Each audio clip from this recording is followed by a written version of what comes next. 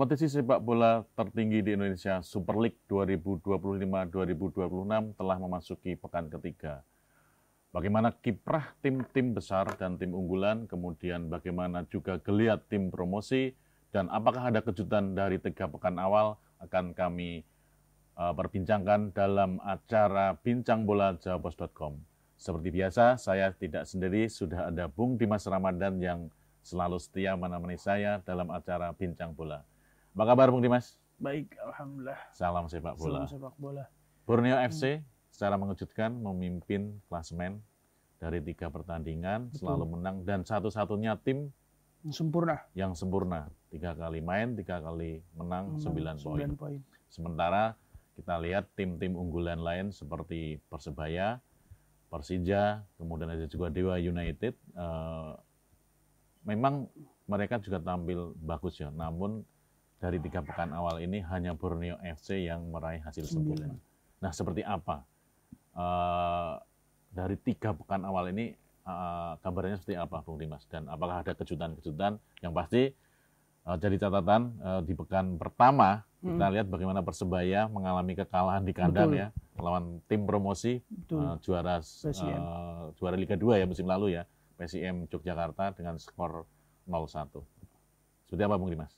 Ya, memang untuk awal musim di 3 pekan pertama ini cukup menarik ya, karena tim-tim yang mungkin 4 besar musim lalu ya, kayak mulai dari Persib, terus Dewa United, Persebaya, Malut dan Persebaya. Ini justru sekarang malah udah menelan kekalahan semua. Bahkan cuma Malut ya, enggak. Jadi rata-ratain mereka ini kayak Persib. Persib itu udah 3 kali main dan dia sekali kalah kan. Betul. Awalnya mulainya oke, menang lawan Semen Padang 2-0. Tapi setelah itu mereka kalah dari Persijap 1-2 dan ini cukup mengejutkan juga ya. Mengejutkan Karena Persijap adalah tim promosi ya. Tim promosi. Iya. Itu Persib di situ sama kemarin itu baru bermain imbang juga ya. Lawan PSIM ya terakhir ya, pekan ketiga kan ya. Betul, dan tim promosi juga. Jadi dia ada 2 kali lawan tim promosi dan cuma dapat 1 poin. Ini agak kejutan juga tentu ya buat sekelas Persib. Sekelas Persib juara bertahan ya. Betul, juara bertahan bahkan 2 musim ya. Berturut-turut juara ternyata mereka ini istilahnya kepleset di 3 laga awal sama tim promosi. Baru sekali menang itu dengan Semen Padang di awal.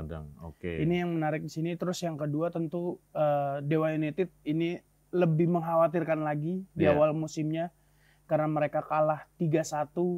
Ini dari Malut United. Ya memang Malut bukan tim kaleng-kaleng juga ya, maksudnya kemarin peringkat 3, tapi kekalahan telak 3-1 di kandang pula. Di kandang di rumah sendiri ini tentu kejutan banget. Karena itu di pekan pertama kan? Pekan pertama. Makanya itu jadi kayak wah, ini kenapa nih Dewa? Terus kekalahan itu berlanjut di pekan kedua yang sebenarnya mungkin permainan udah mulai membaik, tapi kebobolannya di 2 gol menit akhir sama Semen Padang ketika di Padang itu. Ya dan itu kekalahan juga mengejutkan sebenarnya. Iya, kekalahan meski karena bermain di Padang ya, namun kita tahu bahwa musim kemarin Semen Padang ini lalu sangat mendominasi. Kemudian Semen Padang tim yang memang selalu berjuang di papan bawah ya. Bagaimana bisa lolos dari degradasi dan akhirnya selamat. Dan sementara Dewa adalah tim papan atas yang musim lalu. Tapi musim ini ketika bermain di kandang Semen Padang, Dewa mengalami kekalahan 0-2. Ya ini beda banget. Kalau musim lalu tuh kalau nggak salah menangnya telak 8-1 ya. Iya sempat menang 8-1. Menang 8-1 terus di kandang berapa 5-0 apa 6-0. Tapi di sekarang malah kalah 2-0. Dan itu nyeselnya mungkin kalahnya 2 gol di menit akhir ya. Betul. Tapi Dewa kemudian bangkit di pekan ketiganya itu udah mulai menang sama Persik Kediri kemarin 3-1. Iya, di kandang sendiri Di kandang sendiri ini mungkin awal buat kebangkitannya. Terus Persebaya tadi udah disinggung. Kalah sama PSIM. Pekan pertama tapi setelah itu kayak permainan mulai membaik. Betul. Lawan Persita walaupun mungkin masih banyak membuang peluang, nggak bisa memanfaatkan, tapi akhirnya menang. Dan kemarin ini yang lawan Bali yang terbilang oke juga nih. Persebaya, apalagi terutama Rivera ya. Ini gila banget. 5-2 menang. Ini atas Bali United lagi. Lawannya Bali United yang kita tahu. Sebentar Bung Dimas. Kalau saya boleh melihat bagaimana permainan Persebaya ketika melawan Bali dari 3 pekan awal ya. Ini salah satu permainan terbaik Persebaya. Betul, sepakat. ketika di pekan pertama memang ekspektasinya cukup gede ya. Betul. Melawan PSIM di promosi, main di Gelora 10 November ya. Iya. Harusnya bisa menang kan. Betul. Tapi Bung Tomo. Gelora Bung Tomo Iya. maksudnya. Kemudian tapi kalah dengan skor 0-1. 0-1. Nah, dari situ kayak sepertinya memang belajar dari kekalahan ya. Betul, soal. Kemudian pekan kedua mereka menang dan di puncaknya nih. Puncaknya memang benar. Dari 3 pekan awalnya puncaknya Iya. pada pekan ketiga menjamu Bali United. Ya kita tahu bahwa Bali juga bukan tim sembarangan. Betul. Sebenarnya. Pelatihnya baru dari Belanda ya. Semua Belanda ya. Kemudian Banyak ya. banyak pemain-pemain juga asing dari Belanda. Tapi ya kita lihat bagaimana Bali seperti tidak berkutik ya. Betul. 5-2 mereka Persebaya menang. Akhirnya 5 gol kebobolan. Bali United ya cukup mengejutkan juga menurut Iya. saya. Salah satu pertandingan yang ya benar mengejutkan dan paling menarik ya 5-2 karena banjir gol. Di situ jadi Persebaya ini 6 poin. Lalu terakhir terus juga ada tadi Malut sudah disinggung juga. Malut menang 3-1, setelah itu ditahan imbang 3-3 sama Bali United, dan terakhir kemarin sama Persija. Ini juga harusnya sebenarnya mereka udah unggul lawan 10 pemain. Yeah. Tapi akhirnya malah tetap seri juga di Persija, dan bahkan di Malut bermain defensif. Ini memang Persija yang sekarang memang agak gila juga sih. Iya. Kalau saya melihat ini, Bung Dimas, pertandingan kemarin Persija di JIS ya, ketika menjamu Malut, itu bisa dibilang adalah memang ini adalah pertunjukan show off. Betul. Bagaimana tim dengan permainan terbaik mungkin ya di musim ini untuk saat ini ya. Benar-benar tim bertabur bintang ini ya. Bagaimana kita melihat kolektivitas, kemudian kemampuan individu pemainnya, memang semua bisa terlihat dari pertandingan tersebut. Ya kita lihat bagaimana gol dari Malut ya, Yance Sauri itu juga dari berkelas jauh. Mungkin gol terbaik dari 3 pekan ini ya. Mungkin salah satunya sih itu bisa. Kemudian gol penyama kedudukan dari Maxwell juga itu bagus banget juga ya. Itu dengan kualitas individunya ya. Betul sekali. Ketenangan kontrol bola sama menjebol gawang ketika di ruang sudut sempit itu. Iya, tendangan kaki kiri ya. Iya, tendangan kaki kiri memang udah kualitas itu. Betul, dan itu terjadi ketika Persija bermain dengan 10 orang. 10 itu yang orang setelah Rio Fahmi mendapat kartu kuning kedua.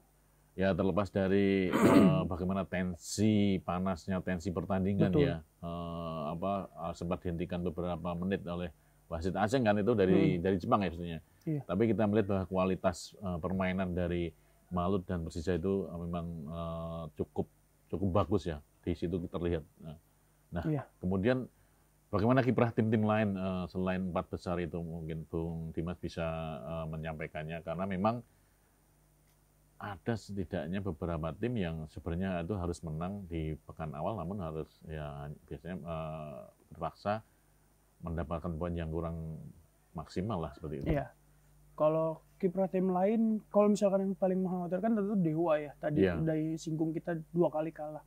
Selain itu mungkin yang cukup menarik juga itu ada Persita ini dengan Juan Carlos Peña, mantan pelatih Persija, tapi musim ini kayaknya masih kesulitan. Memang mungkin jadwalnya juga ya kurang bersahabat, karena pertama sudah melawan Persija, lalu terus Bali United, Persebaya, dan terakhir ini kemarin seri 1-1, pokoknya imbang ya Persita. Jadi memang ya belum terlihat nih sentuhan-sentuhan dari Carlos Peña seperti apa. Mungkin memang permainan yang cenderung defensif mengandalkan counter, sedangkan ketika melawan Persija dan Persebaya itu suatu hal yang sulit. Betul, dan belum pernah menang kan? Belum, karena masih 1 poin. Kemarin itu baru poin pertama itu. Pas imbang. Pekan ketiga imbang. Pekan ketiga imbang ini. Jadi ya itu sementara ada di posisi ke-17 ya, satu dari terakhir. 18. Terakhir bahkan juru kunci ya. Juru kunci ya, setelah PSBS Biak. Iya, setelah PSBS Biak. Iya. Terus juga lainnya ini ada Persi Kediri. Kediri juga di bawah Ong Kim Sui juga ternyata belum terlihat nih seperti apa tajinya juga, karena cuma 1 poin. Kemudian mungkin kita enak ke tim promosi ya. Tim promosi sebelum ke tim promosi, apa? Ada satu tim yang sempat kita singgung bahwa tim ini akan bisa bersaing di papan atas, mungkin akan ngebut ya di pekan-pekan awal. Namun faktanya mereka belum pernah menang. Betul. Bayangkara FC iya. Yang sekarang home base-nya di Lampung. Betul. Ini juga tim promosi tadi kita singgung. Tim promosi ini mungkin kalau kita ingat di awal bahas itu kan PSIM dan Persijap dan Bayangkara yang paling meyakinkan secara persiapan panjang pemain. Ini kan Bayangkara, tapi nyatanya malah Bayangkara malah hancur juga nih di awal-awal karena 2 kekalahan sudah ditelan dan dia cuma dapat 1 poin aja ya dari 3 pertandingan ini. Iya. Di Bayangkara ini pertama kalah dari Borneo, ini padahal dia mendominasi juga, tapi ternyata belum ada gol. Terus ketika lawan PSM juga hanya bermain imbang 1-1, dan terakhir lawan Arema kalah. Golnya menit akhir. Golnya menit akhir juga. Ini jadi memang kayak Bayangkara pemain bagus dengan di bawah Paul Munster tentunya, tapi ternyata masih belum menemukan permainan terbaiknya seperti mungkin apa. Chemistry antar pemain masih butuh waktu lagi. Ya memang ini masih proses ya karena liga baru berjalan 3 pekan. Masih panjang. Ya, namun dilihat dari apa yang ditampilkan oleh dari 18 tim ini memang ya sebenarnya tim-tim yang kita tahu bahwa secara kekuatan pemainnya cukup bagus ya memang sudah terlihat ya. Ada bagaimana permainan Persebaya setelah pekan awal bermain tidak sesuai dengan ya ekspektasi, namun mereka bisa belajar kemudian meraih kemenangan. Ini yang mungkin akan membuat pertandingan selanjutnya akan lebih menarik karena mungkin ya 3 pekan awal itu untuk mengukur kekuatan masing-masing tim ya. Nah, untuk seperti apa mulai 2 tim promosi lagi nih seperti apa? 2 tim promosi PSIM dan Persijap. Ya. PSIM tentu yang paling terlihat oke ya. Dengan di bawah Jan Paul van Gastel ini dari Belanda. Ternyata secara mengejutkan, mungkin secara pemain lokal materinya nggak terlalu. Walaupun ada Cahya Supriyadi itu dari mantan Persija, terus ada Reva Adi Utama mantan Dewa. Tapi mungkin pemain asingnya ini juga lumayan dan mungkin strategi Van Gastel ini sih ya, secara pelatih sebagai pelatih ini ternyata oke juga dia.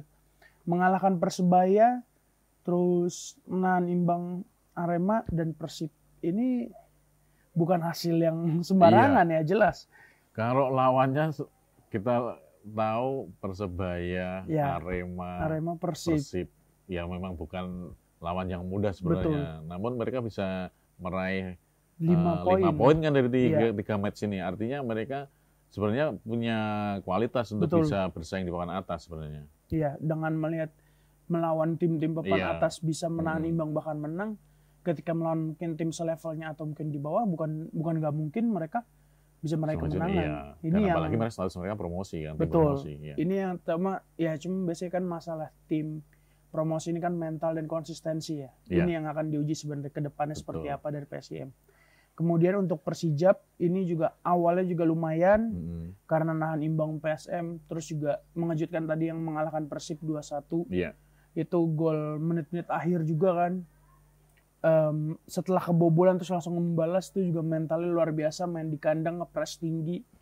Itu Persijap oke juga, cuma kan kemarin akhirnya dia ketemu Borneo yang memang secara tim lebih kualitas lebih di atas dan lebih padu. Ini secara mental memang Borneo dari 2 pertandingan sebelumnya selalu menang dan ini yang membuat mereka apalagi bermain di kandang sendiri kemarin. Betul, kandang sendiri akhirnya juga menelan kalah juga. Jadi itu berarti kalau lihat di klasemen ini tertinggi itu PSIM ya. Dari tim promosi ya? Iya, dari tim promosi PSIM ini ada peringkat ke-6 dengan 5 poin. Bahkan di atas Persib Bandung yang di bawahnya ya. Iya, juara bertahan. Iya. Terus Persijap ada di 10 besar, peringkat 10 dengan 4 poin, dan Bayangkara tadi ke-15. Hanya 1 tingkat di atas zona merah. Mas, saya pingin menariknya gini, terkait dengan PSIM ini loh. Mereka tim promosi, namun secara permainan mereka sebenarnya cukup padu ya.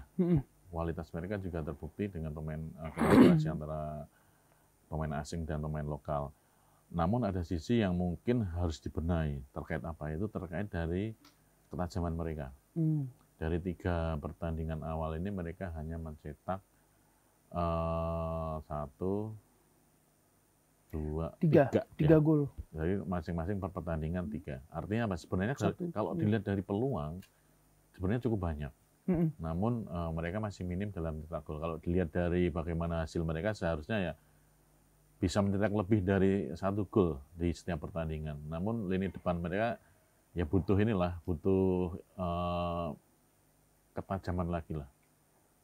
Ya, Ini betul. menjadi PR bagi Van Gastel ya, karena ciri khas permainan pelatih asal Belanda ini adalah menyerang ya. Ya mungkin semi-semi total football lah yang diterapkan oleh PSIM itu. Namun mereka masih butuh terkait dengan ketajaman. Penyerang mereka memang ada sudah mencetak gol selain si Valente kan gelandang. Kayaknya sepertinya untuk PSIM ini memang dari barisan penyerang itu kan asing ya rata-rata. Dia tuh punya ada Derrick Corve, ini mantan Persiraja kalau nggak salah di Liga 2. Dari Inggris, lalu juga ada ya? Nermin Haljeta, itu mantan PSM. Belum mencetak gol kan dia? Belum juga memang ya ini, dan satu striker lagi tadi adalah Rafinha yang merupakan top skor Liga 2. Dan belum mencetak gol juga. Belum juga, dan memang kayaknya berat juga kali ya ketika levelnya berbeda di, ya mungkin Rafinha di Liga 2 mentereng ini, tapi ketika di Liga 1 ternyata memang nggak sesederhana itu nih kompetisi persaingannya. Bahkan dia menit bermainnya pun juga berkurang juga Rafinha di Liga 1 ini. Iya, karena dari Super League, tiga pertandingan belum banyak dimainkan oleh Van Gastel. Dari mereka justru barisan gelandang dari PSIM ini cukup tajam ya. Ada Ezequiel Vidal yang mencetak gol ketika gawang Persebaya, kemudian si Valente mencetak gol ke gawang Persib, kemudian yang ketika bermain imbang lawan di kandang sendiri Arema yang mencetak gol itu gol bunuh diri. Gol bunuh diri ya. Itu artinya apa? Bahwa 2 gol yang dicetak pemain dari PSIM adalah dari barisan gelandang. Itulah kenapa memang ada PR bagi pelatih Jean-Paul Van Gastel terkait bagaimana lebih mempertajam kinerja dari lini depan.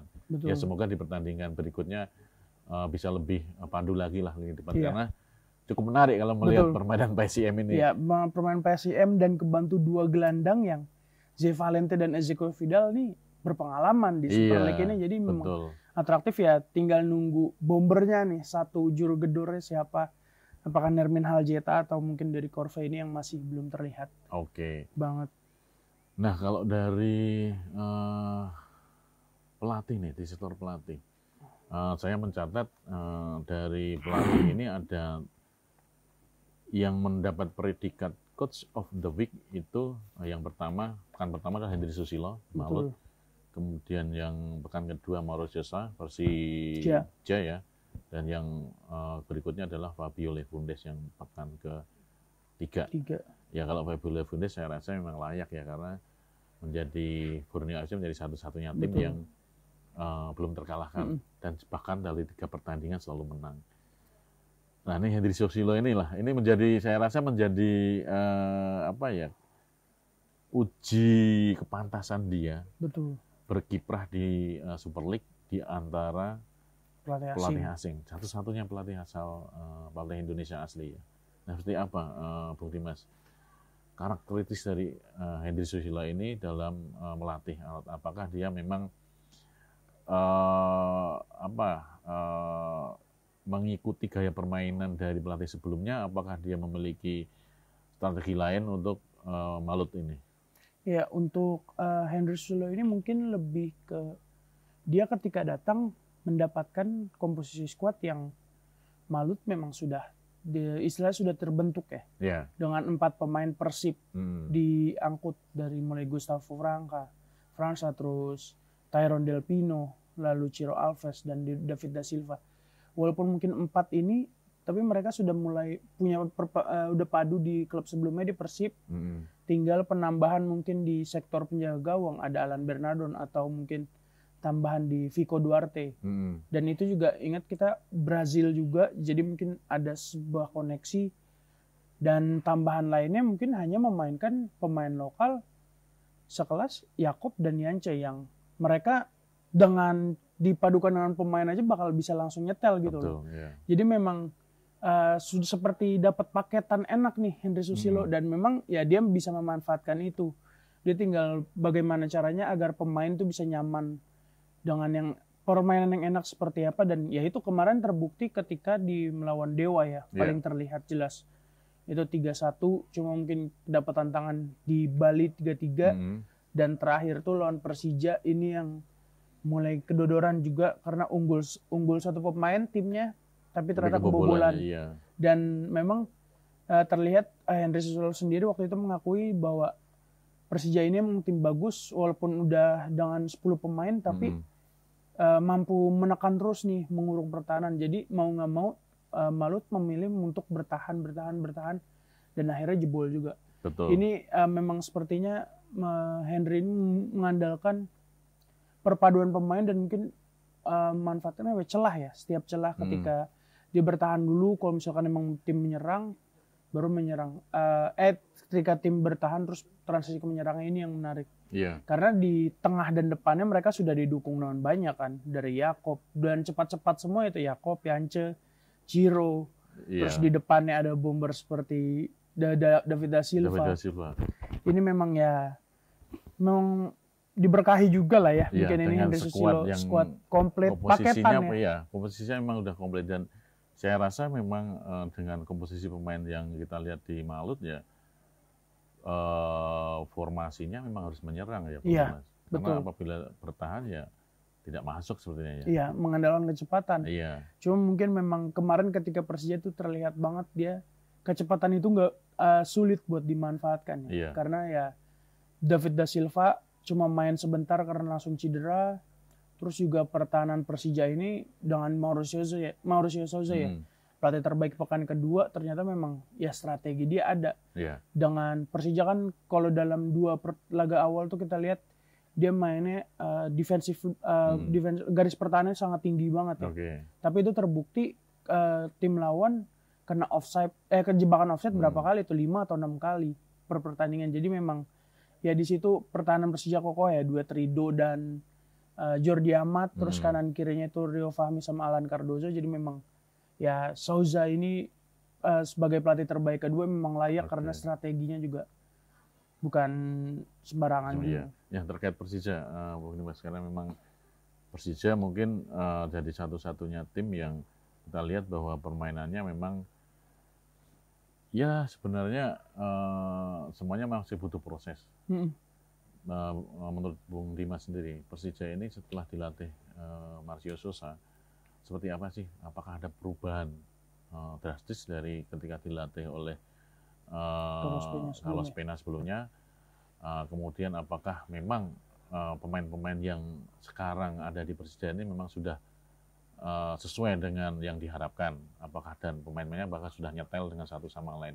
Karena saya melihat sekelas Excel memang masih sering dibangku cadangkan ya. Tapi ketika dia diturunkan, cool. Iya, impact-nya cukup gede kan? Impact-nya langsung ada, berasa. Nah, seperti apa nih secara keseluruhan dari permainan Persija ini, Bung Dimas?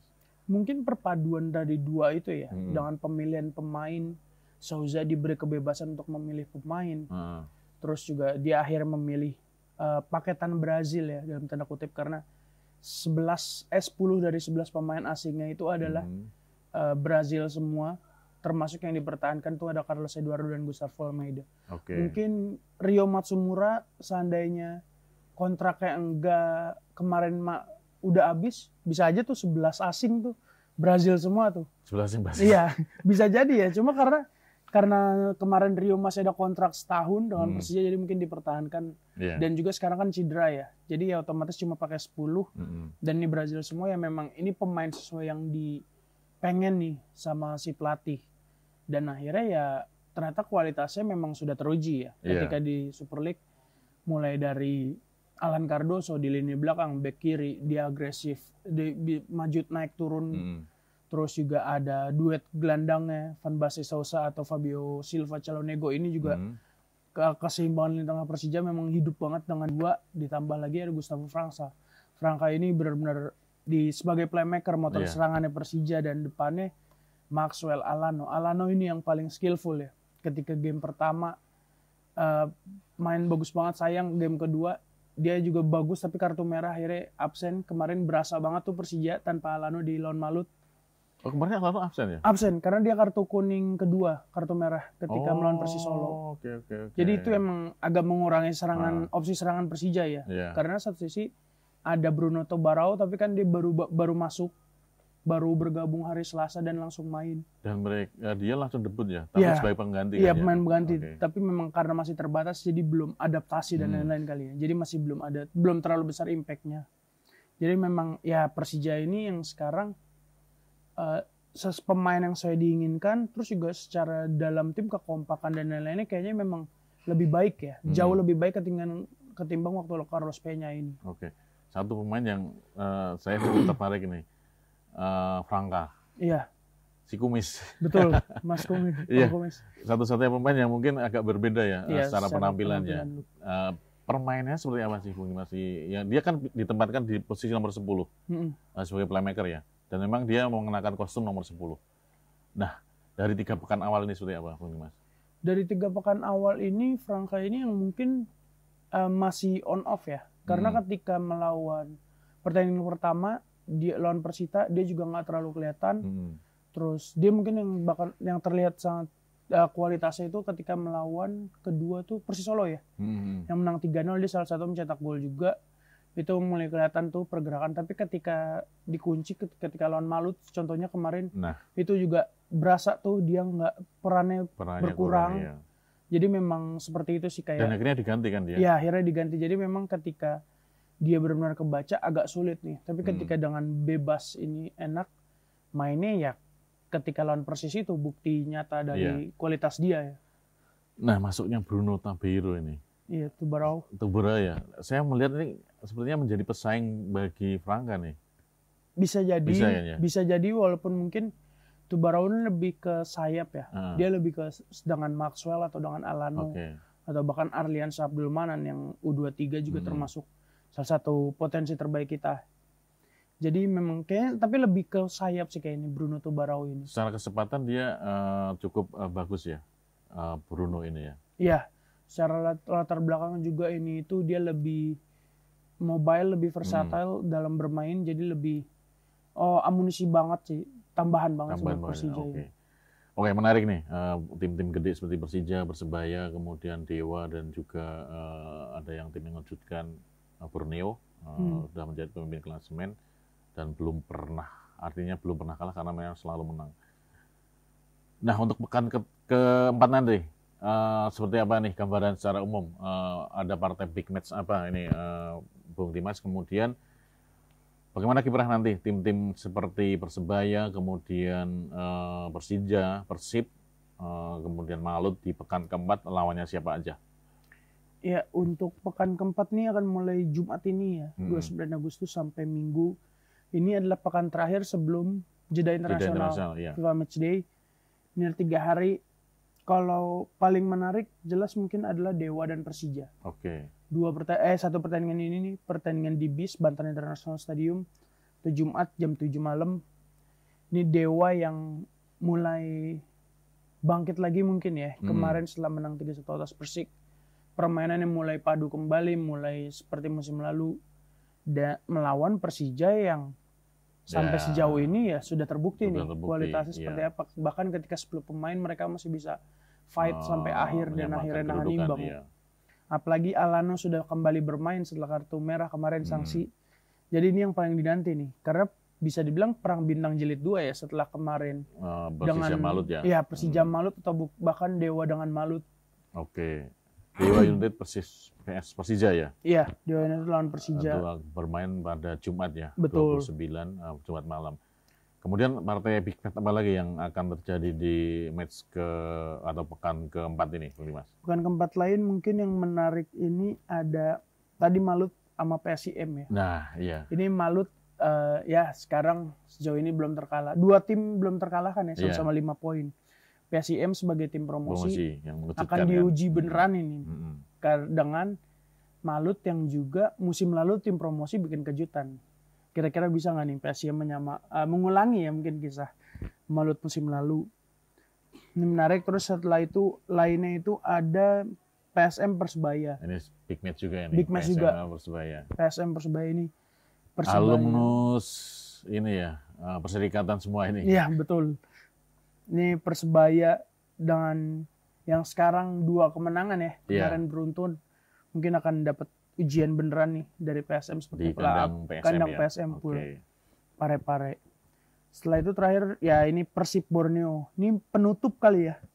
Penutup pekan keempat karena terakhir terus main di Bandung, GBLA, Persib juara bertahan 2 musim yang sekarang lagi masih nyari tempat bentuk terbaiknya dengan Borneo yang memang sudah terbukti di awal sudah di 3 pekan udah nyetel banget. Iya. Dengan pelatihnya Fabio Lefundes 3 kali main selalu menang. Betul. Sempurna ya, dari satu-satunya tim yang berhasil sempurna akan menantang Persib di Gelora Bandung GBLA ya, Gelora Bandung Lautan Api. Ya ini dari ujian besar bagi Borneo FC dan juga jadi pembuktian bagi Persib bahwa mereka memang sebagai juara bertahan ya, juara 2 musim beruntun ditantang oleh Borneo FC bagaimana kiprah mereka di musim ini.